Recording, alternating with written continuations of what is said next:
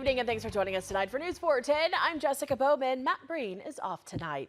Well, Sioux City is moving forward with plans to build another roundabout on the east side of town. Just this afternoon, the Sioux City City Council passed a resolution approving a grant application to the U.S. Department of Transportation for a construction project at the intersection of Singing Hills Drive and South Lakeport Street. The money would be used to build either a roundabout or construct a traffic signal at the busy intersection. Initially, the proposal was just for a roundabout, but was all changed to include the possibility of a traffic signal after several council members said they weren't sure a roundabout was the best option.